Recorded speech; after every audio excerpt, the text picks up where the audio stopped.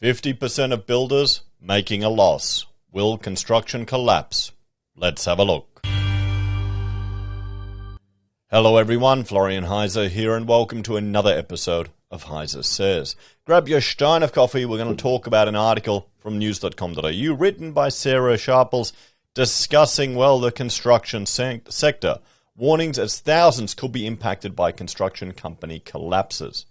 Now, let me just draw your attention to one of the strategies our government did to come to the rescue. This is the one that scared me the most. Hang on, let me go back. We'll go here to my nice little slideshow. This one, keeping zombie companies alive, trading while insolvent. Now, this scared me more than anything else the government could do. Honestly, it scared the shit out of me. Now, that's because I'm a small business owner, and I've been through the situation where I've had like $100,000 outstanding in invoices that just weren't getting delayed. People were screwing around, and I've had to pay my staff. I've had to pay my mortgage. I've had to pay my rent. So that's a real frustrating situation when you see your money just start draining out, your buffers disappear, and this is back when my buffers weren't as good as they are now. I hadn't learnt. This is part of my learning process. And it was very stressful. It was incredibly stressful. I've had two people who've stiffed me who I've never gotten paid from. One was a dodgy developer dude, and the other was a restaurateur who suddenly could speak English when I rocked up at his restaurant to get paid, but couldn't in the office. So it was all bullshit. And I won the QCAT decisions. You still need to get a bounty hunter or a sheriff to track him down. Yeah, I learned some valuable lessons. Make sure that the company that's signing the document is the company that's actually going to own the business that you're designing for. But anyway, that's why this concerned me. Because in construction, you've already got a whole lot of, going close to the edge businesses, and there's a lot of dodgy practices. Paid when paid, that type of stuff. You get subbies have to pay for the materials, put it all in place, and then wait 60 days, 90 days to get paid. It's bullshit, guys. It really is. It can be quite stressful, and there's a lot of costs in running a business. Now, fortunately, I've managed to significantly reduce my costs. I don't have an office or any of that. If you go right back to some of the really early HeiseSays videos, you can see some footage from inside my office. And I'm just realizing it'll look exactly the same like this. The books are different. That was the trade library. This is the architectural library that I moved home. But still, I cut a whole lot of costs.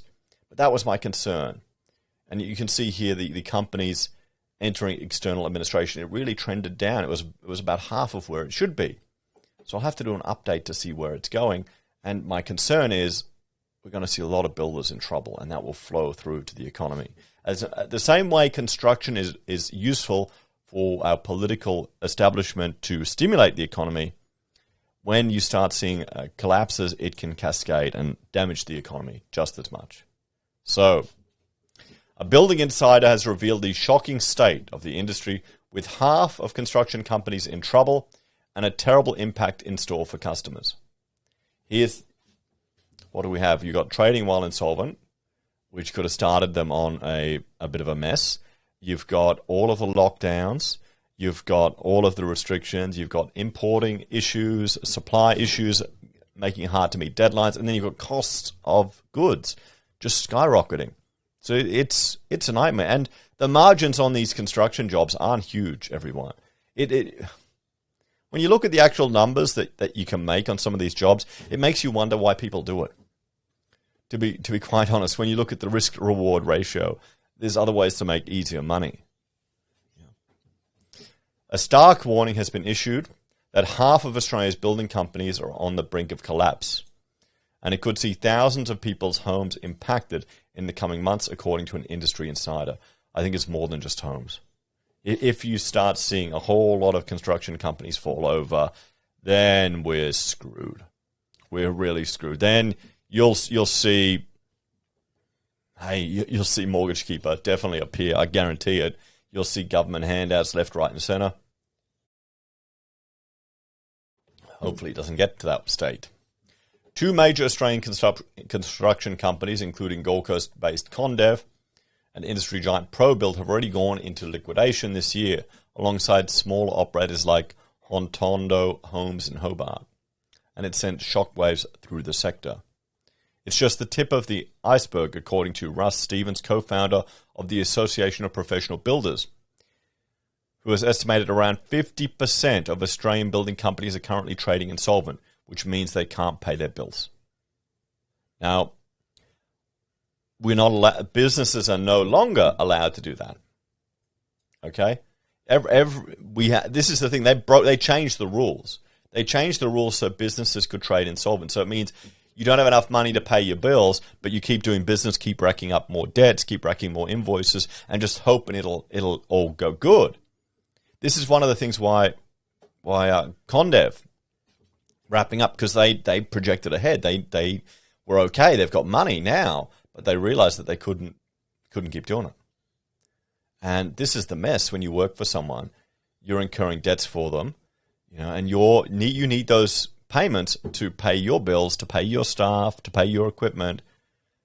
Yeah, this is a nightmare. You don't want businesses to trade while insolvent. This is a huge claim.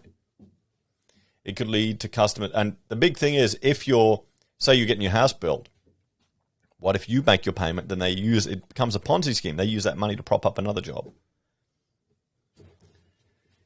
It could leave customers forking out hundreds of thousands extra to get homes completed once a company collapses, he said. Just one building company collapse could literally impact thousands of customers, he told news.com.au.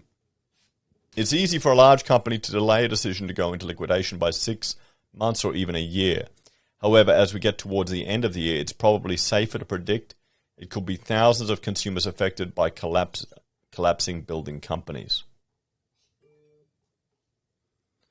Many building companies have lost a lot of money in the last 12 months due to an exponential rise in prices, anywhere between 15 to 50%, Mr. Stevens said. But they have not been able to pass on costs to consumers due to fixed-priced contracts. Now, I remember when I was in university, we were being taught about from the old hands, old dudes that used to work at the Department of Public Works and the contracts they had, and there were all these provisions for inflation, material inflation costs on some of these contracts. Now, we haven't needed to worry about that because there's been no inflation. But bloody oath, there has been just recently. We had a tender come back for a school job we were working on, and the PM said, it's millions more than anticipated. Because we designed it cost effectively as you can. It's a brilliant looking building, and I'm going, maybe we could, have this. We've got an enclosed learning area, big, huge, well, not huge, but a very large enclosed space. I said, well, we could pull all the louvers off, make it outdoor area, and then they can, the school can raise money in the future and do that. And it's going, that could save us a bit, but nowhere near what we need. And this is. There's a modular component to these buildings, so they've got a lot of extra steel, and steel has shot up. So, and this is why, guys, when I get people reaching out to me asking me about residential construction prices, and I had one viewer send me an email that I can't find anymore. I haven't got back to it. I want to respond, but I'm not the best person to be asking about residential construction with regards to construction costs. Because, we do a lot of commercial and education and mining sector stuff back in the day. Yeah, the best chance is to look around and talk to builders in different cities around the country. But the problem is now it's all out the window. It's all just going nuts. You want to make sure the builder you're signing up with is solvent. Maybe we should all become owner builders, guys. Builders have had to absorb the costs. But what has compounded the problem was not just the rise in material prices, but also delays due to COVID. He said, yes, you're hoping they shouldn't be charged liquidated damages because it's an unforeseen circumstance. They couldn't plan for it. Builders have a limited amount of projects they can take on at any one time. When a project usually takes 25 weeks but is pushed out to 30 weeks, it means fixed expenses go up, but the cost the consumer pays stays the same. So there is less revenue, and their profitability plummets quite dramatically due to delays, and those factors combine to result in builders losing money all throughout 2021. Customers could be forking out 40 to 150 grand more. Mr. Stevens, who has been in the building industry for 16 years, said it's not fair that a builder should be responsible for rising costs that are out of their control. Yeah, this is the thing. The contract should allow for that provision. And as someone doing a construction project, you need to have 10% set aside on top of your construction budget for unforeseen circumstances. You don't know, particularly if you're doing a renovation, you don't know what could happen. Guys, you don't know what changes there could be, and there always will be changes. Every project, there always is. He suggested that cost escalation clauses needed to be used more commonly in building contracts, although he acknowledged that would mean extra pressure on consumers as they would be slugged with rising prices. Well, that's what happens. What you'll need to do, you'll need to redesign and cut the scope of projects. But you're probably looking at cutting your house in half on some of these things. He predicted Aussies currently building will need to fork out an extra 40 grand for the average house if costs were passed on. It would expose the consumer to rising costs, and it's a no-win situation. What's better than your builder going bust and you're on ABC with a half-finished house? At the moment, we have a situation where consumers' homes aren't being finished as the building company is failing, and we're seeing consumers where the job hasn't even started. They have to go and get a contract signed with a builder, and the costs have gone up 150 grand. That highlights the problem faced by builders, that 150,000 would have had to be absorbed by the original building company if they hadn't gone under. Is it fair that the builder absorbs the losses, or do we need consumers to bear the burden? It's not easy for either party. Here you go, Condev Townhouse. Yeah. A family caught in the collapse of inside-out construction in Tasmania last year have been told it could be up to 180 grand more for their half-finished house to be completed. It remains to be seen how consumers from notable projects in Condev's reported $1 billion development pipeline will be impacted. Projects include Cairns Waterfront Surface, the Brooks Residence, Varsity Lakes, a few of them around the Gold Coast, and I know all those suburbs. For ProBuild, their projects included a Queensland build featuring 264 luxury residential apartments, and the $300 million Melbourne site offering 8 buildings with 437 apartments, although it's reported that both developers have taken back their sites. So the hidden state of building companies' finances. The reason why so many building companies are in trouble is that they have collected advance payments to complete houses, meaning they have shown a healthy bank balance, but this disguises the dire financial situation they are actually in, as they often haven't factored in bills. Even a small business company with annual revenue of $6 million could hold off $500,000 in the bank in advance of paying invoices, and it's important to understand what their liability is before spending money because they believe it's profit. It's one of the biggest challenges in the industry, he said. They're able to continue trading as they have positive cash flow, and this is where it's the tip of the iceberg. If they continue operating at a loss, sooner or later they will run out of money. And that normally happens when sales start to slow and less money is coming in. US credit agency Equifax's recent data found that Australian construction industry is experiencing a 21% drop in demand compared to March last year. It also reported an increase in construction industry insolvencies, which are 28% higher compared to 12 months ago, with the agency predicting more to come, especially for those that are thinly capitalized with concentrated risk, project delays, and low margins. Perilous state. Mr. Stevens added, a small mum and dad building company would typically look after annual revenue between 3 and 10 million, yet the profit margin is small.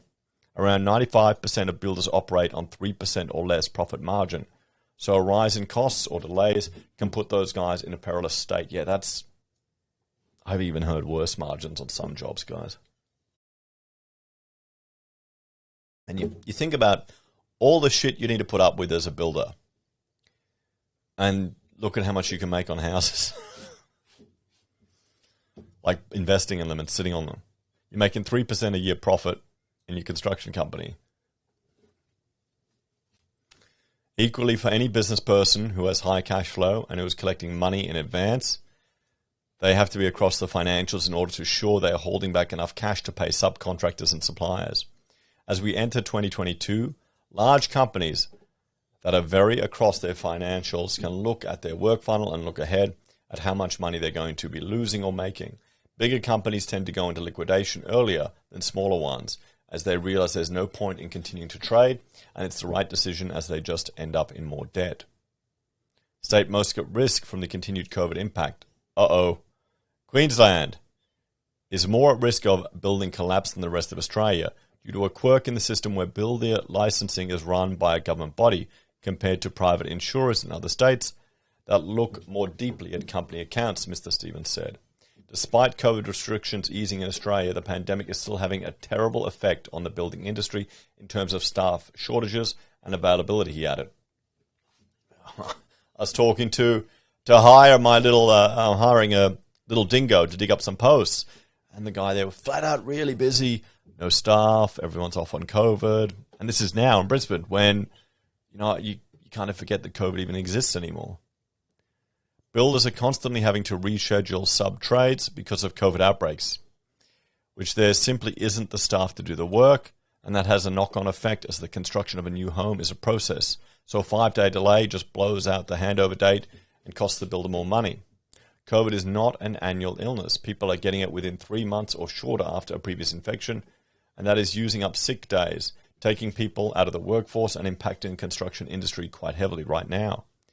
Even a rise in interest rates is going to mean the construction industry takes a hit, Mr. Stevens said, because demand for building homes, which reached record levels during the pandemic, will drop.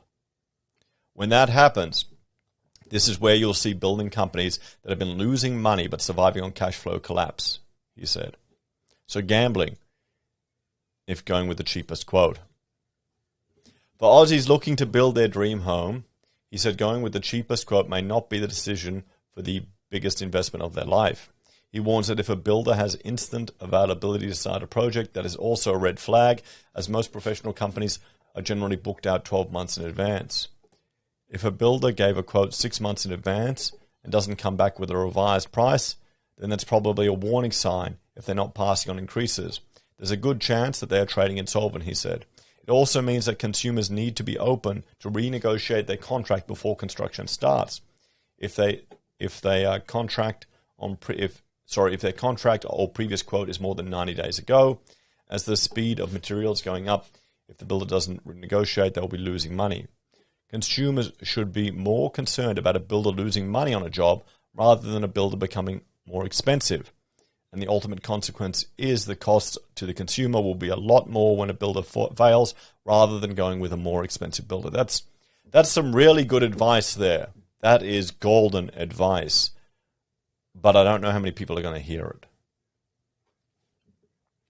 Mr. Stevens also recommends that if you're building your own home, that you have a sizable contingency amount for extra costs that may pop up. There you go. He also warned that Aussies shouldn't delay building their dream home as costs aren't going down in a year's time. If you do go looking for the lowest quote, that's just gambling. You're really taking a punt that the builder is going to be around to finish the home, and odds are stacked against you, he said.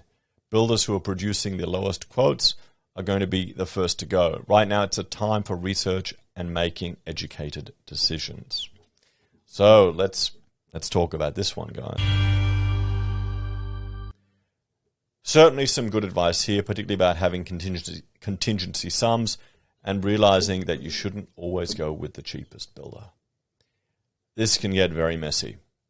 This certainly can get very messy. And this can show you how, well, the trading while insolvent can blow out for another year. I don't know what the solution is. If you're looking at builders, make sure you go through all their finances, guys. Maybe you have to buy materials direct yourself and provide it to them. Look at ways to do cost saving. Maybe stage some of the works. Do the painting yourself. Do whatever you can yourself. Lay the carpet yourself to cut the costs. And just put up with it for a couple of months or a year. It's not the end of the world. But then again, maybe we're a bit too precious for these suggestions these days. What do you reckon? Let me know if you're in the construction game, guys, and how it's going. It's all over the place. this could be concerning. Anyway, thanks for watching. Like, share, subscribe to the channel. If you're a fan and enjoy the content I find and put together here, there are a few ways you can help out. You can join us on YouTube or Patreon. Sign up using our referral links. And take care, guys. I'll see you next time. Bye for now. 50% trading while insolvent. Bugger. You'd hate to be a subby owed money. That gets messy.